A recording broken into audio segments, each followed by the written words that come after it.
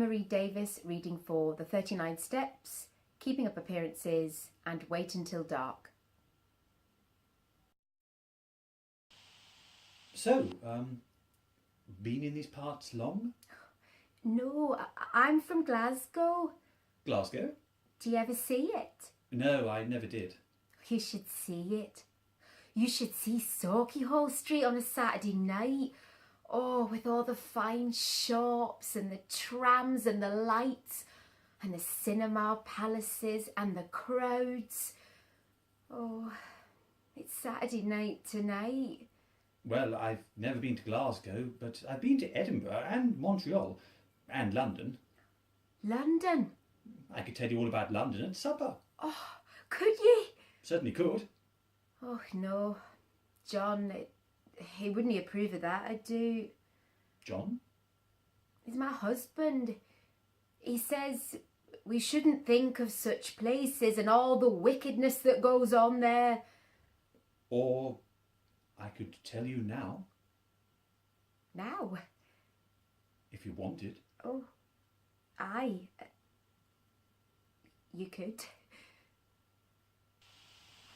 Morning, Mr. Anne, how are you keeping?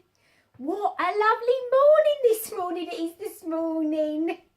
What about this here heat wave? I ain't never seen anything like it. People dropping like...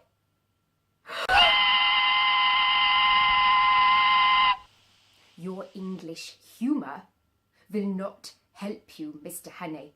These men will stick at nothing, and I am the only person who can stop them. And if they are not stopped, it is only a matter of days, perhaps hours, before the top secret, highly confidential information is out of the country. And when they have got it out of the country, God help us all. What about the police? The police! Oh, they would not believe me any more than you would with their boats and their vessels. No. It is up to us now, Mr. Hannay. I tell you, these men act quickly. You do not know how clever their chief is. I know him well. He has a dozen different names. He can look like 100 different people. But one thing he cannot disguise. This part of his little finger is missing. So, if ever you should meet a man with no top joint there, be very careful, my friend.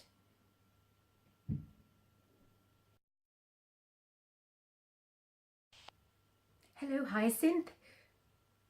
You're on the mark. Nice and early. I think she would be, don't you, Lady Malvern? I'm quite into the part already. I fear we have much in common. Typecasting? I suspect Emmett thought of me immediately. He often thinks of you, Hyacinth. I know. Isn't that Mrs. Avery? Mrs. Avery? Talking to the funny little woman with the square head. Oh, you mean the vicar's mother? Is she? Well, of course, I'm not suggesting it's not a perfectly good Christian square head. But yes, it is. It's Mrs. Avery. She's married to, Mr. Avery? You know him? No, it was a wild guess.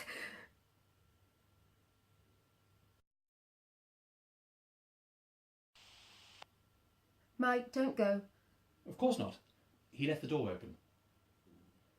Well, that's some family, the Rotes. The old man just walked into the police station here, and it seems that Mrs. Rote has been in some kind of accident. She's dead. What? She was murdered just outside here last night. You knew that all the time he was here? I only just realised when he spoke on the phone just now. The sergeant must have told him. It was on the radio. I think they even mentioned her name, only I wasn't listening properly. Mike, could you phone Brighton Station and ask them to get Sam to phone me immediately his train gets in? Of course. But look, you're not worrying about anything that old man is going to say. He's obviously nuts. But there's something you don't know, Mike. Sam did bring a child's doll back from Holland. But it can't be the same one. Exactly like the one he described just now. I was trying to help him unpack. I must have knocked it off the bed because it played a few notes, so I picked it up and said, "Oh, surprise," or something like that. I thought it was a present for me, but Sam said, no, it was for a little girl who was in hospital. Some woman he'd met at the airport in Amsterdam had asked him to bring it here for her. Someone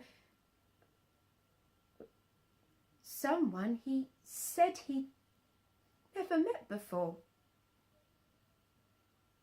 And so Sam took it to the hospital? No. This woman, it must have been Mrs. Rote. It came here late that night to pick it up, but Sam couldn't find it. It must still be here, and that Italian woman who never turned up, she must be Mrs. Rote too, because